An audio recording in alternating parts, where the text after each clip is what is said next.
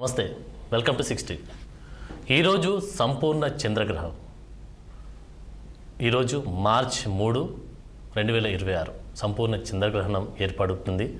అందుపాటు సంపూర్ణ చంద్రగ్రహణ నేపథ్యంలో ఎలాంటి జాగ్రత్తలు తీసుకోవాలి, వృద్ధులే కానీ పిల్లలే కానీ గర్భిణీ స్త్రీలే కానీ బయటికి వెళ్ళొచ్చా, ఎలాంటి ఫుడ్ తీసుకోవాలి, ఎలాంటి జాగ్రత్తలు తీసుకోవాలనేటువంటి పూర్తి విశ్లేషణ అందించడానికి మన మధ్యలో పులికాంత భరద్రాజ్ శాస్త్రి గారు ఉన్నారు. మన మధ్యలో వేద మరియు జ్యోతిష్య పండితులు.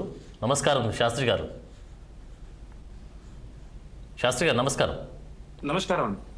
శాస్త్రి గారు ఎలా ఉన్నారు? బాగున్నాను శాస్త్రి గారు, మరి ఈ సంవత్సరం అయితే ఇది తొలి చంద్రగ్రహణం కావడం కూడా విశేషం. మరి ఈ యొక్క గ్రహణ ప్రభావం ఏ దేశాల మీద ఉండే అవకాశం కనిపిస్తూ ఉంది? ఈ సంవత్సరము మనకి ఇది రెండవ చంద్రగ్రహణం అండి. ఆల్రెడీ భాద్రపద మాసంలో మనకు ఒక చంద్రగ్రహణం వచ్చింది. ఇది రెండవ చంద్రగ్రహణము. ఈ యొక్క గ్రహణాన్ని మనము సోమోపరాగ పింగళవరణ కేతుగ్రస్త అపసవ్య చంద్రగ్రహణము అంటారు. దీన్ని ఖండగ్రస్తము అని అంటారు, ఇంకోటి గ్రస్తోదయము అంటారు. ఎందుకంటే ఈ గ్రహణము మధ్యాహ్నం 3:20 మొదలయ్యి 6:47 వరకు ఉంటుంది. మనకు చంద్రోదయం 5:30 ఉంది. కాబట్టి గ్రస్తోదయ చంద్రగ్రహణము అంటే గ్రహణము ఉన్నప్పుడు చంద్రోదయ సమయం ఉంది కాబట్టి దీన్ని గ్రస్తోదయము అంటారు. సో అందుకని ఈ యొక్క చంద్రగ్రహణ ప్రభావము భూమి మీద ఉంటుంది. ఎందుకంటే 40 నిమిషాలు ఉన్నా ఇది పాక్షిక చంద్రగ్రహణం అంటారు, కానీ పాక్షికం కాదు, సంపూర్ణ చంద్రగ్రహణమే. ఈ యొక్క చంద్రగ్రహణానికి సంబంధించినటువంటి కొన్ని మనం పాటించాలి. ఎందుకు పాటించాలి అంటే గ్రహణ సమయంలో భూమి మీద నెగటివ్ ఎనర్జీ ఉంటుంది. జ్యోతిష్య శాస్త్ర ప్రకారంగా నెగటివ్ ఎనర్జీ, ఈ సైన్స్ ప్రకారంగా, విజ్ఞాన శాస్త్ర ప్రకారంగా భూమి మీద వాతావరణ పరిస్థితుల్లో మార్పు ఉంటుంది. అంటే ఏమైనా నెగిటివ్ రేస్ కానీ దానికి సంబంధించిన రేడియేషన్ కానీ అలాంటివి ఉంటుంటాయని మనకు విజ్ఞాన శాస్త్రం చెప్తుంది. కానీ జ్యోతిష శాస్త్రం ఏమంటుంది అని అంటే ఈ చంద్రగ్రహణము కొంచెము నెగటివ్ ఎనర్జీ అనేది ఉంటుంది అని, మనకు గ్రహణ సమయంలో ఉంటుందని మనకు మన వేద శాస్త్రం కానీ జ్యోతిష శాస్త్రం కానీ చెప్తారు. కాబట్టి చంద్రగ్రహణము అనేది మనం కొన్ని నియమాలని పాటించాలి. ఎందుకు పాటించాలి అంటే గ్రహణ విధిని అందరు తప్పనిసరిగా పాటించాలి. ఎందుకు పాటించాలి అంటే గ్రహణానికి 12 గంటల ముందు భోజనం చేయమని చెప్తుంది మన శాస్త్రం. ఎందుకంటే గ్రహణ సమయంలో మనం ఇప్పుడు చెప్పుకున్నాం కదా, నెగిటివ్ ఎనర్జీ ఉంటుంది కాబట్టి నెగిటివ్ రేస్ ఉంటాయి, దేహం శుద్ధి కాదు, మనసులో అలజడులు ఉంటాయి. కాబట్టి తిన్న ఆహారం విషంతో సమానం. జీర్ణం కానిటువంటి ఆహారం ఆ గ్రహణ సమయంలో మనకి ఫుడ్ పాయిజన్ అయ్యే అవకాశాలు ఉంటాయి, ఒక రకంగా చెప్పాలంటే. కాబట్టి అందుకే గ్రహణానికి 12 గంటల ముందు భోజనం చేయమని చెప్పింది శాస్త్రం. కాబట్టి అందరూ కూడా 11 గంటల లోపే, అంటే దాదాపు 8 గంటల ముందు 11 గంటల లోపే భోజనాది నిత్య కృత్యాలు తీర్చుకోవాలి. ఉదయం 11 గంటల లోపు లేదా 11:30 లోపు గర్భవతులు, శిశువులు, చిన్న పిల్లలు, వృద్ధులు వీళ్ళందరూ కూడా ఆ గ్రహణం లోపే 11:30 లోపే భోజనాది కార్యక్రమాలు పూర్తి చేసుకోవాలి. అదే విధంగా గ్రహణ సమయంలో మనము చాలా విషయాలు తెలుసుకోవాలి గ్రహణం గురించి. అసలు ఎందుకు అంటే గ్రహణ సమయంలో మనం కాలక్షేపం చేస్తాం. గ్రహణం అనేది మనకు ఒక సదావకాశాన్ని ఇచ్చేటువంటి వాతావరణంలో ఏర్పడేటువంటి ఒక మంచి పరిణామం అది. ఎందుకు అని అంటే ఇప్పుడు గ్రహణ సమయంలో అందరూ ఏం చేస్తారు, కదలకుండా ఉండాలని చీకటి గదిలో తలుపులు మూసుకొని పడుకుంటూ ఉంటారు. గ్రహణ సమయంలో పడుకోరాదు, గ్రహణ సమయంలో భోజనం చేయరాదు, గ్రహణ సమయంలో మైథునం అంటే భార్యాభర్తలు ఇద్దరు కలిసి ఉండరాదు, అంటే శృంగారం చేయకూడదు. గ్రహణ సమయంలో మలమూత్ర విసర్జన కూడా చేయకూడదు అని అంటే, కానీ ఈ రోజుల్లో మన ఆరోగ్య రీత్యా, దేహ పరిస్థితి రీత్యా అది సాధ్యం కాదు. అయిన వాళ్ళైతే చేయకూడదు. అదేవిధంగా గ్రహణ సమయంలో నీటిని వాడరాదు. ఎందుకు అని అంటే ఈ గ్రహణ సమయము అనేది మన ఆరా అంటే మన ఆత్మ ఏదైతే ఉందో ఆత్మ చుట్టూ ఒక రకమైనటువంటి నెగటివ్ ఎనర్జీ అనేది, అంటే మనసు అనేది చెడు ప్రభావాన్ని సూచిస్తుందట. ఎందుకు సూచిస్తుంది అంటే మనసుకు అధినాయకుడు చంద్రుడు. ఆ చంద్రుడు తన శక్తిని కోల్పోతాడు గ్రహణ సమయంలో. కాబట్టి ప్రతి ఒక్కరి మనసు ప్రభావం అంటే మనసులో కావాలంటే అందరూ గమనించండి, గ్రహణ సమయంలో మనసు భయానికి లోనవుతుంది, అయ్యో అయ్యో అని చెప్పి ఆ మానసిక ఆందోళనలకు గురవుతుంది, క్రోధముగా ఉంటుంది. అదే విధంగా మనస్సు కీడుని శంకిస్తుంది. మనస్సు వివిధ పరిస్థితుల రీత్యా సంకోచపడదు. సంకోచము అంటే ఒక రకమైనటువంటి నానా ఆలోచనలన్నీ చేసుకోవడం అనేది వృధా భ్రమణం అంటాం కదా, మన ఆలోచన భ్రమణం జరుగుతుంది, అంటే ఆలోచనలన్నీ తిరుగుతూ ఉంటాయి. ఆ గ్రహణ సమయంలో మీరు అందరూ గమనించవచ్చు ఇదంతా. చంద్రుడు బలంగా ఉన్న వాళ్ళు మాత్రం కాస్త ధైర్యంగా ఉంటారు. అంటే రాశుల్లో 12 రాశుల్లో చంద్రుడు ఎవరికైతే బలంగా ఉంటాడో వారు కొంచెం ధైర్యంగా ఉంటారు, వాళ్ళకు అంతంత మాత్రం ఏర్పడదు. కానీ చంద్రుడు బలహీనంగా ఉన్న రాశులన్నిటికీ కూడా ఈ యొక్క నేను చెప్పినటువంటి లక్షణాలు ఖచ్చితంగా ఉంటాయి. కాబట్టి మీరు అందరూ కూడా శాస్త్రి గారు ఏ రాశుల వారికి ఈ యొక్క గ్రహణ ప్రభావం ఉండే అవకాశం కనిపిస్తాం? గ్రహణ ప్రభావము ఉండే రాశులు ఏంటంటే పుబ్బ నక్షత్రంలో గ్రహణం మొదలవుతుంది కాబట్టి సింహ రాశి వారికి ప్రధానంగా గ్రహణ ప్రభావం ఉంటుంది. సింహ రాశి వారు అంటే పుబ్బ మగా నక్షత్రం వారు ఈ గ్రహణాన్ని చూడకూడదు. అదే విధంగా కర్కాటక రాశి వారు, సూర్యుడు కర్కాటక రాశిలో ఉన్నాడు కాబట్టి కర్కాటక రాశి వారి గ్రహణాన్ని చూడకూడదు. ఎందుకంటే సూర్య చంద్రుడు తమ శక్తిని గ్రహణ సమయంలో కోల్పోతారు. సో అందుకని, ఎందుకంటే ఈ యొక్క అదే విధంగా కేంద్ర స్థానాలు కోణ స్థానాలు అని ఉంటాయి. ఆ కేంద్ర స్థానాల్లో ఉన్నటువంటి వాళ్ళు కూడా ఎఫెక్ట్ అవుతారు. అంటే దానికి సంబంధించినటువంటి వాళ్ళు కూడా ప్రధానంగా అయితే సింహ కర్కాటక రాశి వాళ్ళు అయితే గ్రహణాన్ని చూడకూడదు. గ్రహణ దోషానికి సంబంధించిన శాంతి ప్రాయశ్చిత్త కార్యక్రమాలు చేసుకోవాలి. గ్రహణానికి సంబంధించిన దానాది కర్మలు చేయాలి. అదేవిధంగా ఈ గ్రహణ సమయము చాలా అద్భుతమైనటువంటి కాలం అండి. ఎందుకు అనంటే ఇప్పుడు గ్రహణంలో అందరూ ఏదేదో చెప్తూ ఉంటారు. అంటే మామూలుగా ఈ సోషల్ మీడియాలో కావచ్చు, పండితులు కావచ్చు, లేదు అని అంటే జ్యోతిష్య పండితులు కావచ్చు, వేద పండితులు కావచ్చు, చాలా మంది కొంతమంది ఏంటంటే ఈ వైజ్ఞానిక శాస్త్రానికి సంబంధించిన సైంటిస్టులు కూడా ఏం చెప్తారంటే గ్రహణాన్ని చూడవచ్చు, అద్భుతమైన ఘటన, వాతావరణంలో పెను మార్పు అని చెప్తూ ఉంటారు. కానీ గ్రహణ సమయంలో తప్పకుండా పాటించాల్సింది ఏంటిదంటే మనశ్శుద్ధి. మనశ్శుద్ధి అంటే మనస్సును చాలా కేంద్రీకృతమై మనస్సును ప్రశాంతంగా ఉంచుకోవడం చాలా ముఖ్యమైనటువంటిది. ఎందుకు అని అంటే ఇప్పుడు చెప్పుకున్నాం కదా, మనస్సుకు ప్రభావం అంటే మనస్సు మీద ప్రభావం చూపేవాడు చంద్రుడు, ఆత్మ మీద ప్రభావం చూపేవాడు సూర్యుడు. జ్యోతిష శాస్త్ర ప్రకారంగా ఈ ప్రకారంగా మనస్సును ప్రశాంతంగా ఉంచుకోవడానికి ఏం చేయాలి అంటే మనందరం కూడా ధ్యానం చేయాలి. గ్రహణ సమయంలో ధ్యానము చేయాలి, మెడిటేషన్ చేయాలి. అదే విధంగా ఈ గ్రహణ సమయంలో మనందరం కూడా మౌన వ్రతం పాటించాలి. అందరూ కూడా ఇంట్లో ఉన్న వాళ్ళంతా సైలెన్స్, నిశ్శబ్దంగా ఉండాలి, మౌన వ్రతాన్ని పాటించాలి. తప్పకుండా మాట్లాడకూడదు. 3 గంటల సేపు కూడా మౌన వ్రతాన్ని పాటిస్తే ఎంతో అద్భుతంగా ఉంటుంది. అదే విధంగా చంద్రుడు తమ శక్తిని కోల్పోతాడు కాబట్టి మంత్రము వల్ల చంద్రుడికి శక్తిని నింపవచ్చు. మంత్రము అంటే దైవాధీనం జగత్ సర్వం, అంటే వేదంలో ఒక మాట ఉంటుందండి, దైవాధీనం జగత్ సర్వం మంత్రాధీనం తు దేవతః అనే శాస్త్రం అంటే అనే మాట ఉంటుంది. అంటే దేవుడి ఆధీనంలో ఈ ప్రపంచం అంతా ఉంటుంది, మంత్రం ఎక్కడైతే చదవబడతాడో భగవంతుడు అక్కడ ఉంటాడు అని చెప్పి వేదంలో ఒక మాట ఉంటుంది. కాబట్టి ఈ యొక్క మంత్రాన్ని మనం ఆ గ్రహణ సమయంలో ఉచ్చరించాలి.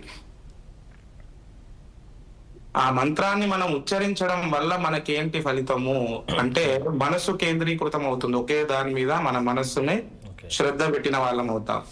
రెండవది, మనస్సు కేంద్రీకృతం చేసి భక్తితో ఆ మంత్రాన్ని ధ్యానపూర్వకంగా యథాశక్తిగా మనం జపించినప్పుడు ఆ యొక్క మంత్రము వలన మన ఆత్మ శుద్ధి అవుతుంది. మన ఆరా అంటుంటాం కదా, ఆ ఆరా అత్యధిక శక్తిని తీసుకుంటుంది, మన దేహము శక్తివంతం అవుతుంది.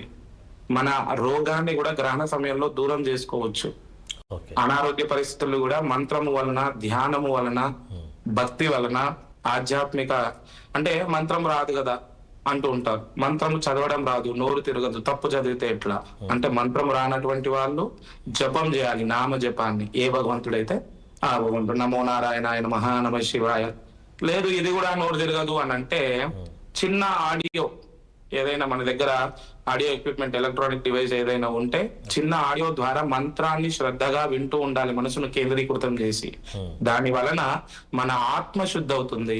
ఆత్మశుద్ధి కావడం వలన మన దేహానికి అత్యంత శక్తి లభిస్తుంది. ఈ గ్రహణ సమయంలో మామూలు సమయాల్లో చేసినటువంటి పూజ కావచ్చు, మామూలు సమయాల్లో చేసినటువంటి మంత్ర జపం కావచ్చు, నామ జపానికన్నా గ్రహణ సమయంలో చేసినటువంటి జపానికి 100 రెట్లు ఫలితం ఎక్కువగా వస్తుంది.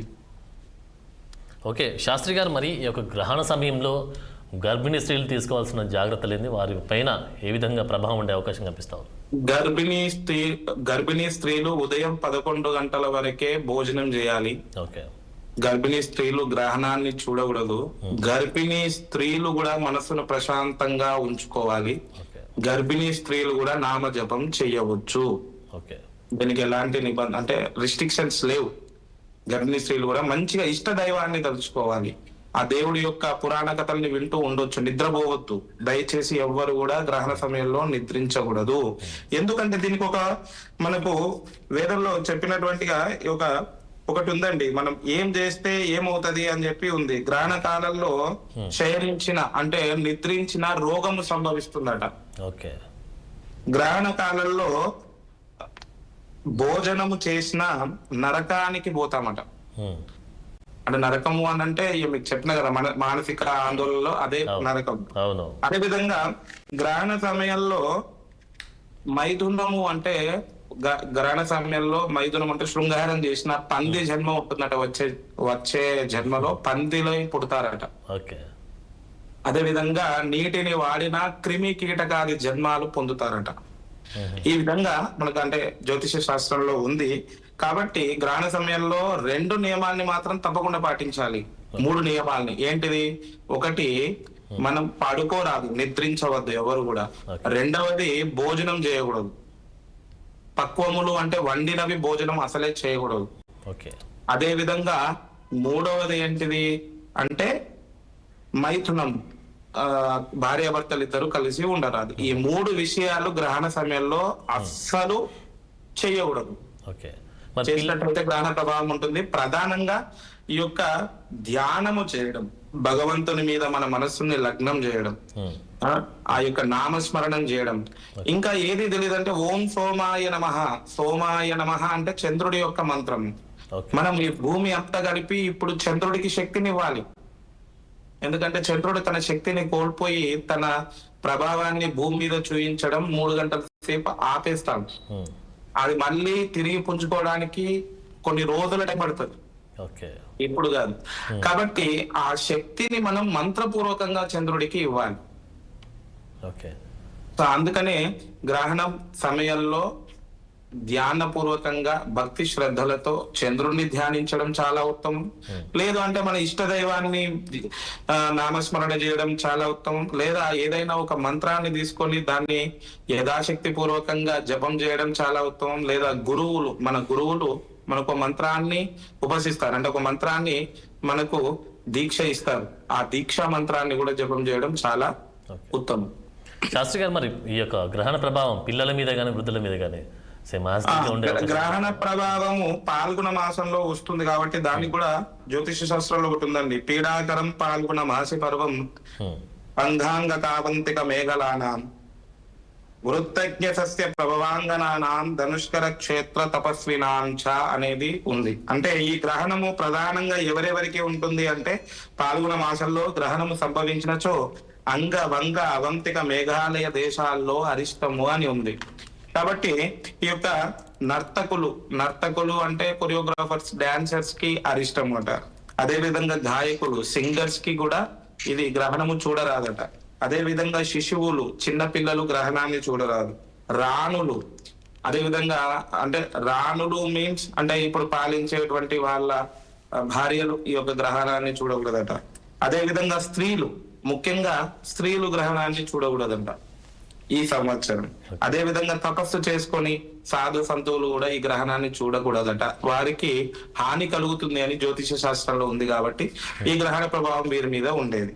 కాబట్టి ఈ యొక్క గ్రహణ ప్రభావము ఉంటుంది అని అంటే ఏమి ఉంటుంది అని అంటే, గ్రహణం చెప్పినాం కదా మనసుకు సంబంధించింది. ఈ మనసు అనేది చాలా మనిషికి చాలా ఇంపార్టెంట్, అంటే చాలా ముఖ్యమైనది.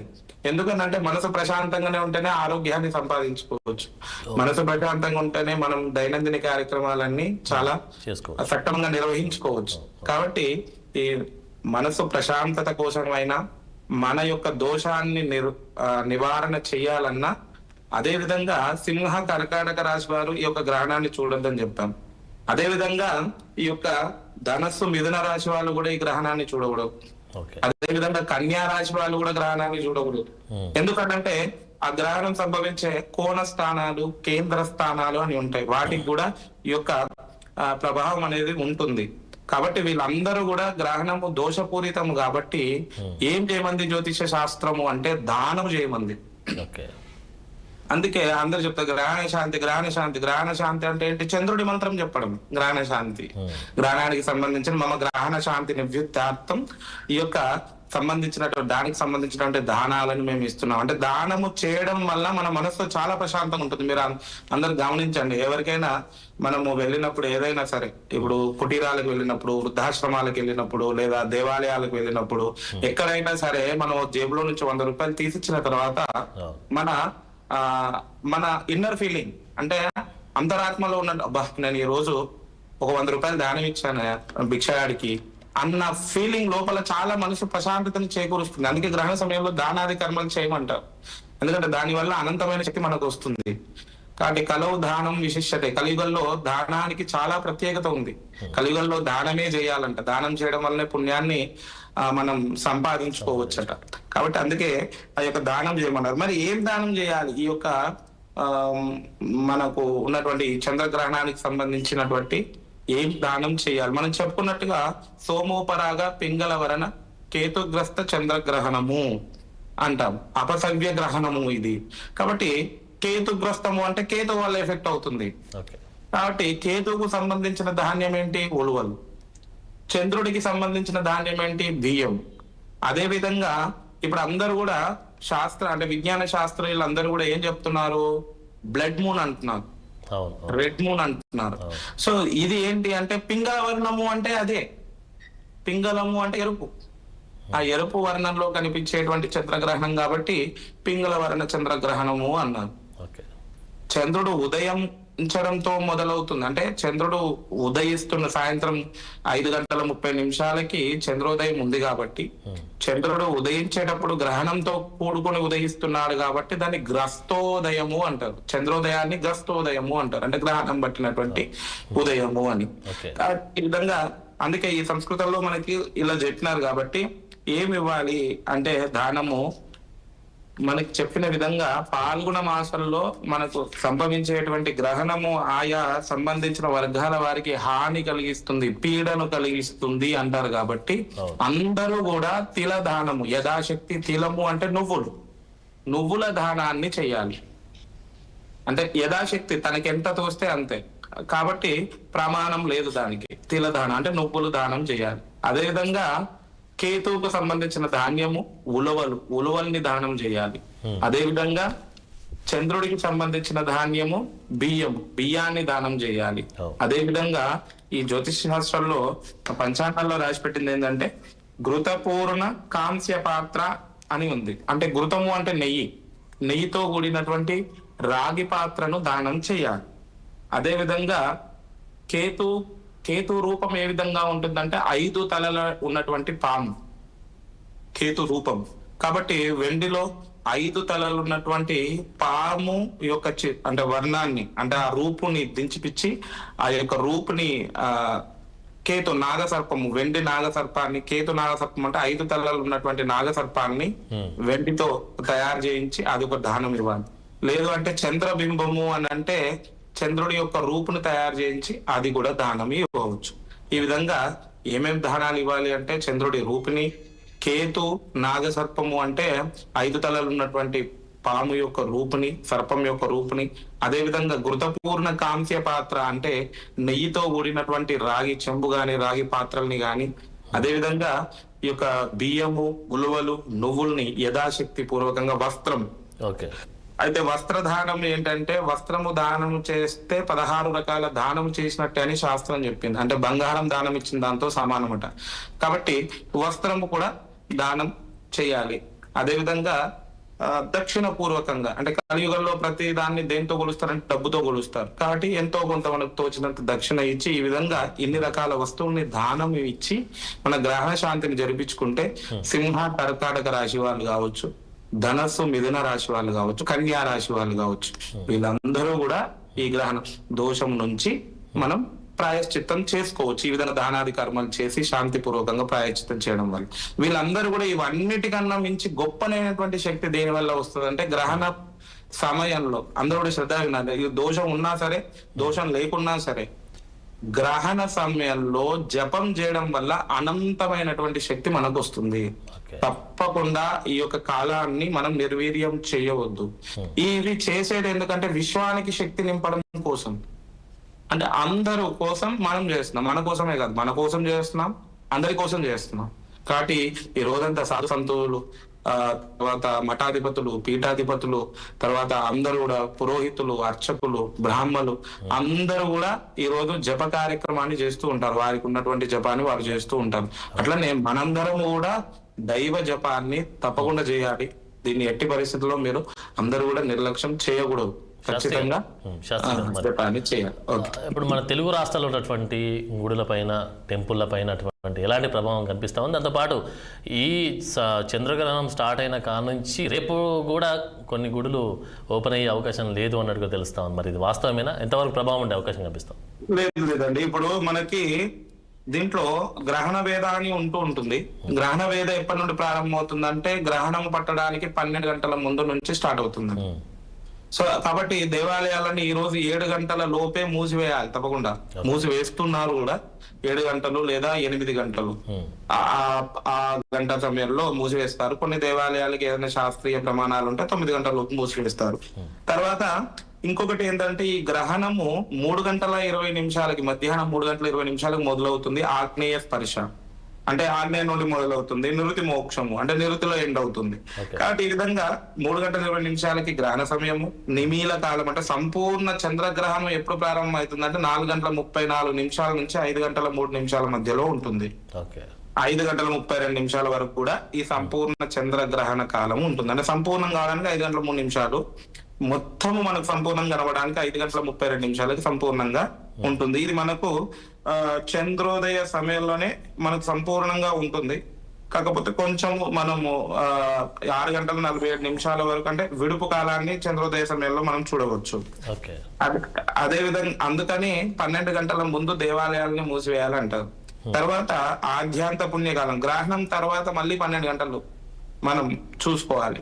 ఆ 12 గంటల తర్వాత మనం దేవాలయాలు ఓపెన్ చేయొచ్చు. నిత్య నైమిత్తిక కర్మలు ఏవైనా అంటే దేవాలయానికి చేసేటువంటి ఏవైనా పూజా కార్యక్రమాలు మనం చేసుకోవచ్చు. ఓకే శాస్త్రి గారు, మరి యొక్క తెలుగు రాష్ట్రాల పైన ఈ గ్రహణ ప్రభావం ఎంతవరకు ఉండొచ్చంటారు? తెలుగు రాష్ట్రాల పైన అంటే ఇప్పుడు ఈ గ్రహణాన్ని యూనివర్సల్ గోచారం కింద చెప్తారండి. అంటే గ్రహచారం అంటూ ఉంటాం కదా. అవును. ఇప్పుడు పుబ్బా నక్షత్రం అంటే మామి మేము అంటే ఈ మా మీద వచ్చేటువంటి అక్షరము ఏ ఊర్లో అయితే ఉంటాయో వాళ్ళ మీద కూడా ఎఫెక్ట్ ఉంటది అన్నట్టే. పుబ్బా నక్షత్రంలో ప్రారంభం అవుతుంది కాబట్టి మా మీద ఏ దేశం వస్తే ఆ దేశం మీద ఉన్నట్టే, మా మీద ఏ రాష్ట్రం వస్తే ఆ రాష్ట్రం మీద ఉన్నట్టే గ్రహణ ప్రభావం ఆ విధంగా ఉంటుంది. సో కాబట్టి పుబ్బా నక్షత్రం కావచ్చు, తర్వాత మఘా నక్షత్రం కావచ్చు, తర్వాత కర్కాటక రాశి అంటే ఆశ్లేష. అదే విధంగా గ్రహణ శాంతిని ఇంకొక 3 నక్షత్రాలు ఉన్నాయండి. ఆ 3 నక్షత్రాలు ఏంటంటే రోహిణి, భరణి, పూర్వాషాఢ. ఈ 3 నక్షత్ర వాళ్ళకు కూడా గ్రహణ దోషం ఉందండి. ఈ యొక్క గ్రహణ దోషానికి సంబంధించిన ప్రాయశ్చిత్తం ఈ 3 నక్షత్రాలు కూడా చూసుకోవాలి. అంటే ఇప్పుడు ఈ సంబంధించిన నక్షత్రాలు ఏ అక్షరంతో మొదలవుతాయో ఆయా ప్రాంతాల మీద గ్రహణ ప్రభావం ఉంటుంది. ఓకే. మరి ఇప్పుడు ఈ యొక్క సింహరాశి కావచ్చు, కర్కాటక రాశి, కొన్ని రాశుల వాళ్ళ పేరు కూడా మీరు చెప్పారు. సో మరి వాళ్ళు ఎలాంటి జాగ్రత్తలు తీసుకోవాలంటారు? జాగ్రత్తలు తీసుకోవాలంటే సేమ్ ఇప్పుడు మనం చెప్పినట్టుగా గ్రహణ వేద ప్రారంభం కాకుండా ముందే భోజనాది నిత్యకృత్యాలు తీర్చుకొని పట్టు స్నానం చేయాలి. పట్టు స్నానం ఎందుకు చేయాలంటే ఏదైనా జప పూజ ఆధ్యాత్మిక కార్యక్రమం చేయడానికి మనసు ప్రశాంతంగా ఉండాలి కాబట్టి స్నానం చేస్తే మనం ప్రశాంతంగా ఉంటాం. కాబట్టి ఆ స్నానం గ్రహణం పట్టేటువంటి సమయంలో, గ్రహణం ప్రారంభమయ్యేటువంటి సమయంలో మనం స్నానము పూర్తి చేసుకొని ఉండడం చాలా మంచిది. అదే విధంగా విడుపు స్నానం గ్రహణం అయిపోయిన తర్వాత కూడా మళ్ళీ విడుపు స్నానం అని చేయాలి తప్పకుండా. ఈ 2 స్నానాది కర్మలు చేస్తూ ఆ గ్రహణ మధ్యలో జపాన్ని మన గ్రహణ కాలం అంతా ఆధ్యాత్మిక కార్యక్రమాలకి వినియోగిస్తే చాలా మంచిది. అంటే దైవ కార్యక్రమాన్ని కేవలం జపము ధ్యానమేనండి, మౌన వ్రతం, ఈ 3 పాటిస్తే చాలు. ఎలాంటి పూజా హోమ కార్యక్రమాలు చేయాల్సిన అవసరం లేదు. గ్రహణము తర్వాత రోజు ఉదయ కాలంలో ఇప్పుడు చెప్పినటువంటి దానం చేయడం ద్వారా, లేదు అని అంటే గ్రహణ శాంతి దేవాలయాల్లో చేపిస్తే ఆ బ్రాహ్మడితో మన గోత్రనామాలు చదివించుకొని చేయించుకోవడం చాలా ఉత్తమం. ఓకే. మరి పౌర్ణమి దాంతోపాటు సంపూర్ణ చంద్రగ్రహణం ఏర్పడుతున్నటువంటి ఈ నేపథ్యంలో మరి సముద్రంలో ఆటుపోట్లు ఏర్పడే అవకాశం కనిపిస్తా ఉంది. దాంతోపాటు మత్స్యకారులు వేటకు వెళ్ళొచ్చు అంటారా?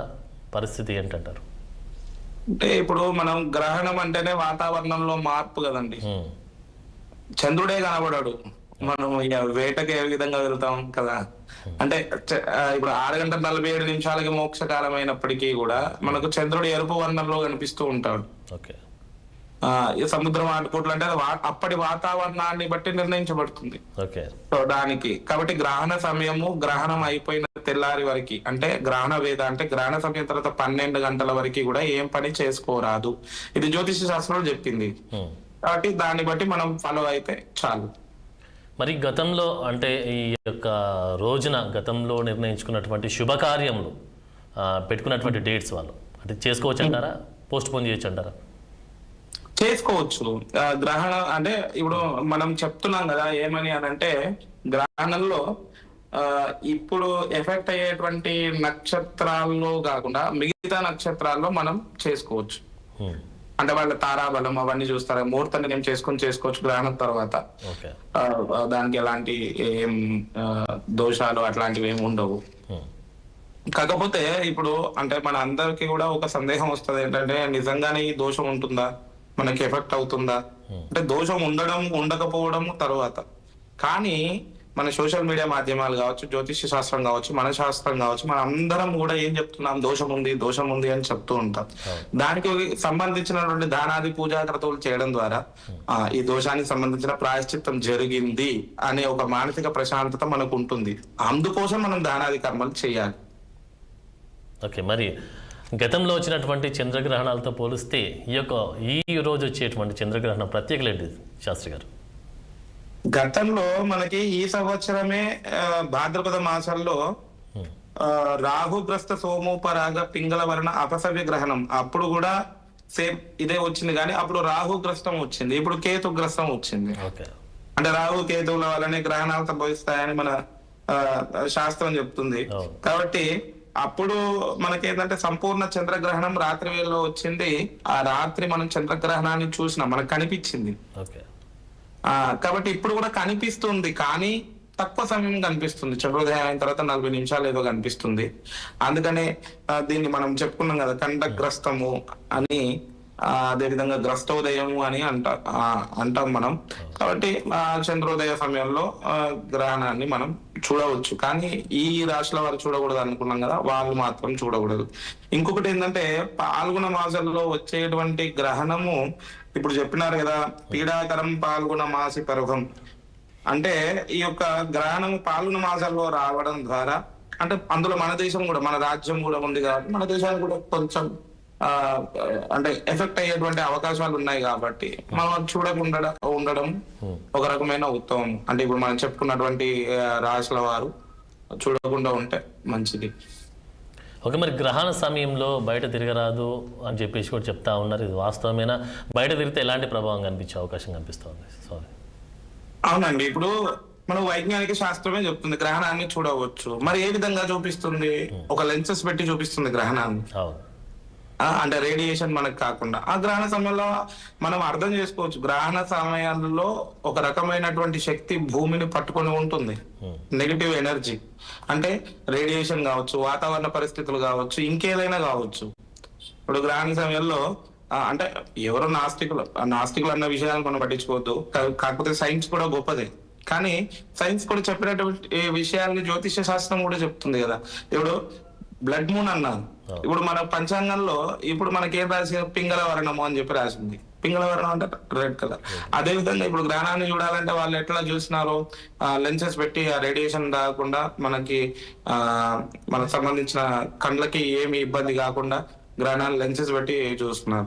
సో అందుకని గ్రహణాన్ని మనం చూడకూడదు అన్నాం. ఎందుకంటే నక్షత్రాన్ని అంటే డేట్ ఆఫ్ బర్త్ టైం ను బట్టి మనం పరిపూర్ణ దేహస్థితి అంటే మనకున్నటువంటి శారీరక తత్వాన్ని తెలుపవచ్చని మన జ్యోతిష శాస్త్రం చెప్పింది. కాబట్టి అందుకే ఆయా నక్షత్రాల్లో పుట్టిన వారు గ్రహణం చూడొద్దు అని చెప్పింది. ఆ గ్రహణ ప్రభావం వారి మీద ఉంటుంది కాబట్టి. సో ఇది కూడా ఒక రకమైనటువంటి వైజ్ఞానికం అని నేను అనుకుంటున్నాను. అంటే దీన్ని నేను జడ్జిమెంట్ చేయలేను. కాకపోతే జ్యోతిష శాస్త్రం కూడా ఒక వైజ్ఞానికమే, అంటే విజ్ఞానంతో కూడుకున్నది, అంటే ఇప్పుడున్న మోడర్న్ సైన్స్ తో సమానమని నేను అనుకుంటున్నాను.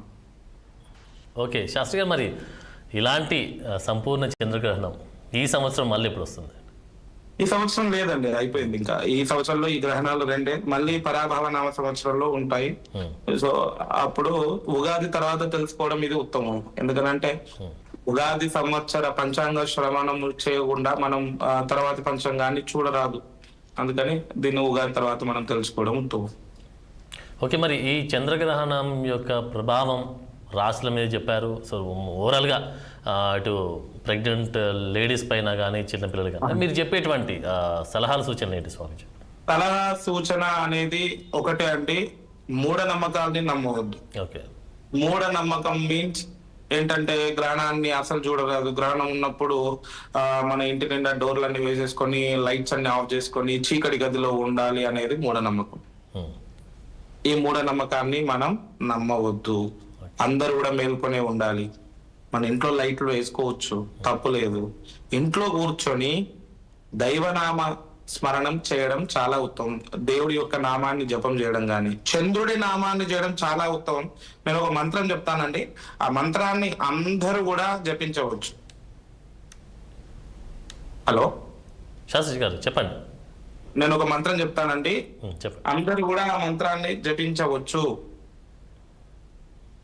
దధి శంఖ తుషారాభం. అందరూ కూడా దీన్ని రికార్డ్ చేసుకున్న చాలా మంచిది. ఎందుకనంటే ఈ మంత్రాన్ని ఉచ్చరించడం వల్ల చంద్రుడికి అద్భుతమైనటువంటి శక్తి లభిస్తుంది. ఇది చంద్రుడి యొక్క ధ్యాన మంత్రం. దధి శంఖ తుషారాభం క్షీరోర్ధార్ణవ సంభవం నమామి శశినం సోమం శంభోర్ ముకుట భూషణం. మళ్ళీ ఒకసారి వినండి. దధి శంఖ తుషారాభం క్షీరోర్ధార్ణవ సంభవం నమామి శశినం సోమం శంభోర్ ముకుట భూషణం. ఇది చంద్రుడి యొక్క ధ్యాన మంత్రం అండి. ఇది అందరూ కూడా మీకు ఒకవేళ వస్తే మీకు మన గూగుల్లో కూడా దొరుకుతుంది. చంద్రుడి ధ్యాన మంత్రం అని కొడితే ఆ మంత్రాన్ని చూసుకొని చదవస్తే చదవండి. లేదా ఓం సోమాయ నమః, ఓం సోమాయ నమః అనే నామాన్ని వీలైన సార్లు జపించండి. కాబట్టి ఈ రెండిట్లో ఏదైనా సరే, ఒకవేళ ఇది కూడా అనరాకుంటే దీన్ని మన యూట్యూబ్ గాని మన టీవీలో కూడా చంద్రుడి ధ్యాన మంత్రం ఉంటే స్వరయుక్తంగా ఉంటే ఆ మంత్రాన్ని మీరు ధ్యానంలో కూర్చొని తదేకంగా వినవచ్చు.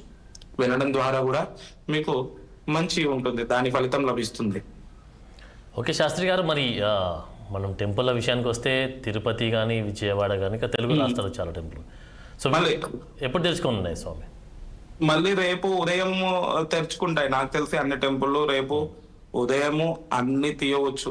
కొన్ని టెంపుల్లకు ప్రత్యేకమైన, అంటే ఒక టెంపుల్ ఒక ప్రాంతంలో ఉన్నట్టు ఒక ప్రాంతంలో ప్రతిష్ఠించబడింది అంటే దానికి సంబంధించిన ఆగమ శాస్త్రం అనేది ఉంటుంది. ఓకే, దానికి సంబంధించిన ప్రత్యేక లక్షణాలు అనేటివి ఉంటాయి. పుణ్యక్షేత్రం అయినా మామూలు టెంపుల్ అయినా గ్రామాల్లో ఉన్న, ఇప్పుడు మామూలుగా మనం మన ప్రాంతాల్లో ఉన్న వేరే ప్రాంతాల్లో ఉన్న వాటికి సంబంధించినటువంటి కొన్ని ప్రత్యేకమైనటువంటి నియమ నిబంధనలు అనేటివి రాసి పెడతారు పూర్వీకులు, పూర్వకాలంలో ఉన్నటువంటి టెంపుల్.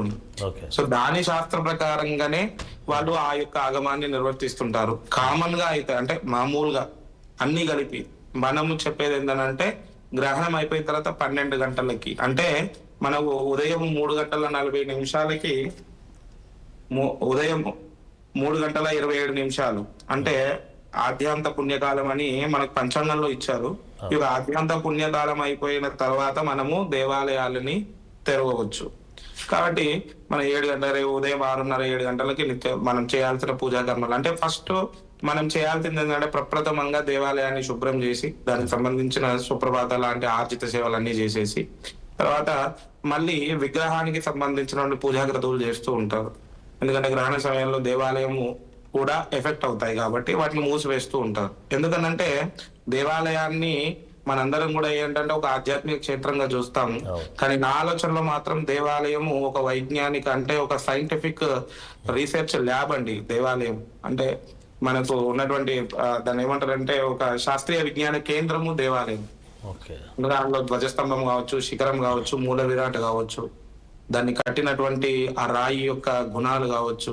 దేవాలయానికి వెళ్ళినప్పుడే మనకు మానసిక ప్రశాంతత ఉంటుంది అందరూ గమనించినట్టయితే. కాబట్టి అది ఒక శాస్త్రీయ విజ్ఞాన కేంద్రము. ఆ చంద్రగ్రహణం వల్ల కూడా ఇప్పుడు మామూలుగా చంద్రగ్రహణం వల్ల ఆ రేడియేషన్ వల్ల కూడా దేవాలయం కూడా ఎఫెక్ట్ అయ్యేటువంటి అవకాశాలు ఉంటాయి. అందుకని దేవాలయాన్ని మూసివేస్తారు. ఓకే శాస్త్రి గారు, చెప్పండి శాస్త్రి గారు చెప్పండి. అందుకనే దేవాలయాలని ఆ గ్రహణం తర్వాత మళ్ళీ గ్రహణ వేద అయిపోయిన తర్వాత మళ్ళీ మనం ఓపెన్ చేసి దాని యొక్క మిగతా ఆ దేవాలయ శాస్త్రానికి అనుసరించే ఏ కార్యాచరణ ఉంటుందో అదంతా చేసుకోవచ్చు. ఓకే, మరి ఈ యొక్క గ్రహణ ప్రభావంకి సంబంధించినటువంటి అంటే తెలుగు ప్రజలకే కానీ దేశవ్యాప్తంగా ఉన్నటువంటి ప్రజలకే కానీ మీరు ఇచ్చే సలహాలు ఏంటి స్వామి?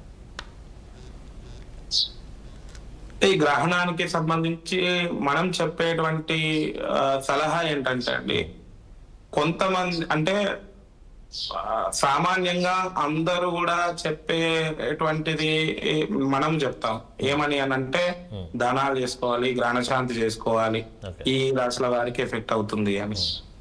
గ్రహణ సమయంలో ధ్యానము మంత్రము ఉచ్చరించడం ద్వారా మంచిగా ఉంటుందని చెప్తారు. కానీ నేను చెప్పేటువంటి సలహా ఏంటంటే ఈ గ్రహణ సమయంలో మీకు నచ్చినటువంటి ఇష్టదైవం అయినా సరే, నేను చెప్పినటువంటి మంత్రం అయినా సరే, లేదు చంద్రుడికి సంబంధించినటువంటి ఉపాసన అయినా సరే, లేదు ఈ యొక్క మెడిటేషన్, కేవలం మౌన వ్రతం పాటించడం ద్వారా కూడా 41 రోజుల్లో మీరు ఏదైనా ఒక సంకల్పం అంటుంటాం కదా, పూజ ప్రారంభం అయ్యేటప్పుడు ఒక సంకల్పం చెప్తూ ఉంటారు. అంటే మనం మామూలుగా ఏదైనా సత్యనారాయణ చేసినప్పుడు సంకల్పం చెప్తారు, పూజ చేసినప్పుడు సంకల్పం చెప్తారు.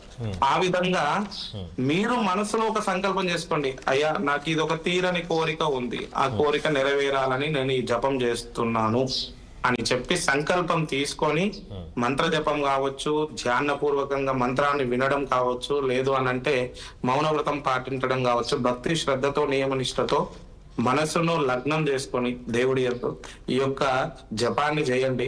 మీకు 41 రోజుల్లో మీరు అనుకున్నటువంటి కోరిక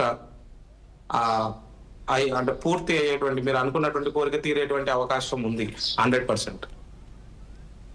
ఓకే శాస్త్రి గారు, థ్యాంక్ యూ వెరీ మచ్. మీ యొక్క వాల్యుబుల్ టైంని కేటాయించారు.